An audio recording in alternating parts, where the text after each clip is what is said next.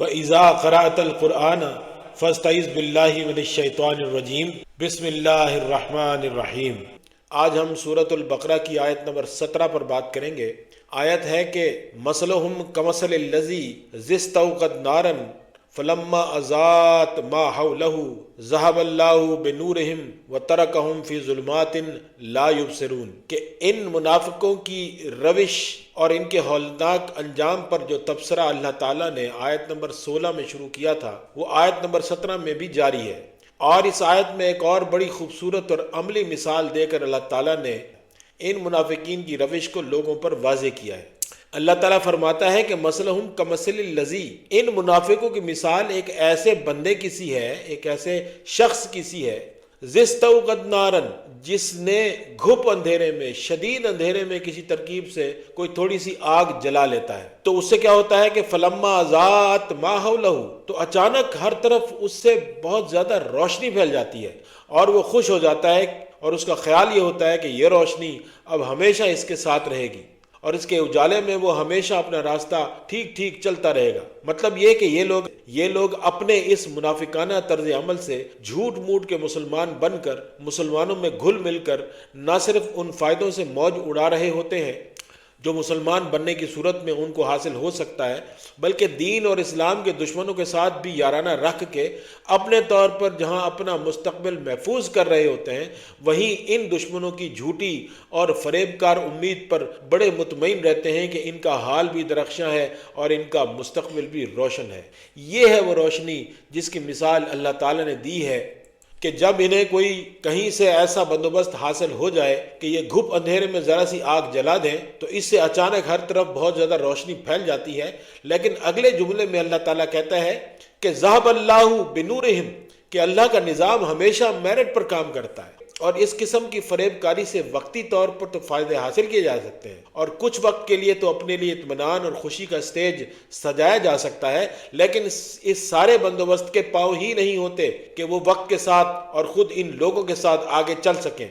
چنانچہ اللہ کا یہ قانون ایسے منافق لوگوں کو دونوں فریقوں کی نظر میں مشکوک اور ناقابل اعتبار بنا کر انہیں راندہ درگاہ کر دیتا ہے، اور آنے والے وقت میں ان کے لیے سوائے ذلت، خواری، مصیبت اور عذاب کے اور کچھ بھی نہیں بچتا کہ اللہ تعالیٰ کا قانون ان کی اس عارضی اور جھوٹی اور فریب پر مبنی روشنی کو بہت جلد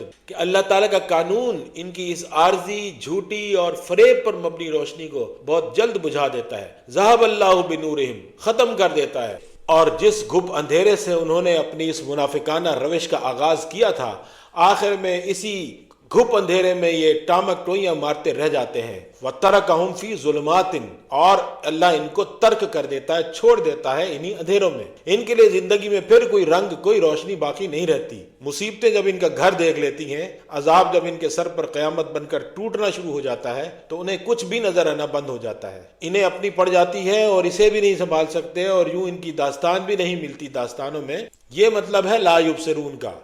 اب اس ساری صورتحال کا ایک عملی پہلو بھی ہم دیکھتے ہیں، اور یہی قرآن مجید کا معجزہ ہے کہ اس کے ایک ایک جملے میں انتہا درجے کی عملی صورت گری کر دی گئی ہے۔ اللہ عوام الناس کو منافق لوگوں کی اس روش اور اس کے نتائج کے بارے میں یوں آگاہ کر رہا ہے کہ جب سچے اور پرخلوص مسلمان اللہ کے دیے ہوئے بہت بڑے اور عظیم پروگرام کی تکمیل کے لیے اس کے رسول کی قیادت میں صبح سے شام تک سرگرم عمل ہوتے ہیں، یا کسی بھی دور میں کسی بھی سچی اور کھری قیادت کے نیچے سچے اور پرخلوص کارکنان جو قرآن کا جھنڈا لے کر زمین پر اس کے عملی نفاذ کے لیے جد و جہد میں مصروف ہوتے ہیں اور اس کے لیے سخت محنت اور جاں فشانی سے دن کو رات اور رات کو دن کر رہے ہوتے ہیں، تو اس دور میں ان کے لیے وقت، توانائی اور توجہ تینوں حوالوں سے یہ تقریباً ناممکن ہوتا ہے کہ وہ ایسے منافقوں کو بر وقت جانچ کر، پہچان کر ان کی طرف سے پہنچنے والے نقصان سے اپنے آپ کو بچا سکیں۔ چنانچہ اس مشکل وقت میں یہ منافق بڑی کامیابی کے ساتھ خود پر مسلمانوں کا فریبی نقاب چڑھائے وکٹ کے دونوں طرف بڑے مزے سے کھیلتے رہتے ہیں۔ لیکن اللہ کا نظام ایسا ہے کہ جب کوئی جماعت پوری سچائی اور دیانت کے ساتھ اللہ کے قانون اور اس کی کتاب کے ضابطے کو لے کر اپنی زندگیوں کو بدلنے کے لیے جدوجہد کر رہی ہوتی ہے تو یہ اللہ کی طرف سے دی گئی ایک ٹھوس ضمانت ہے کہ پھر اس کا نتیجہ طاقت، حکمرانی، اقتدار، خوشحالی، امن اور جنت نظیر معاشرے کی صورت میں مل کر رہتا ہے۔ اور جب یہ مرحلہ آ جاتا ہے تو اب مسلمانوں کے لیے ان منافقوں کو پوری روشنی میں دیکھ کر پہچان لینا بالکل مشکل نہیں رہتا۔ وہ جب پیچھے مڑ کر گزرے ہوئے وقت کے مشکل مرحلوں کے اوپر غور کرتے ہیں تو ان کو صاف نظر آ جاتا ہے کہ مصیبت اور پریشانی، زلزلے اور بھونچال کے ان مرحلوں اور مواقع پر کس شخص کا رویہ کیا رہا، کس شخص نے عملی طور پر کس طرح سے کنٹریبیوٹ کیا،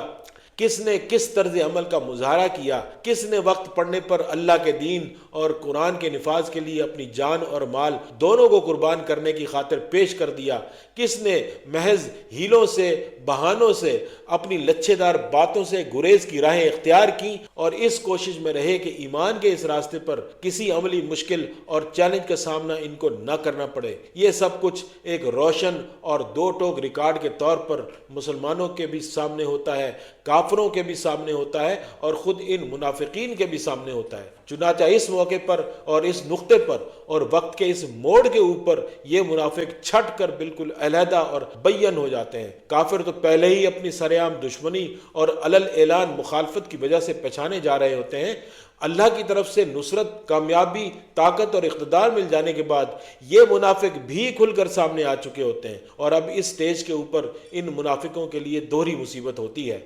مسلمانوں کی نظروں میں یہ بے اعتبار اور بے وقت ہو چکے ہوتے ہیں، اور کافر خود مسلمانوں کے ہاتھوں شکست کھا کر کمزور اور بے حیثیت پوزیشن میں گھر گئے ہوتے ہیں۔ لہذا ان منافقین کے اوپر کافروں سے بھی زیادہ سخت وقت اور ان سے بھی زیادہ شدید عذاب ان کی زندگی کا گھیراؤ کر لیتا ہے۔ یہ ہے وہ صورتحال جس پر اللہ تعالیٰ نے کہا ہے کہ منافقین دوزخ میں کافروں سے بھی نچلے درجے میں ہوں گے۔ تو یہ ہے مطلب سورۃ البقرہ کی آیت نمبر 17 کا۔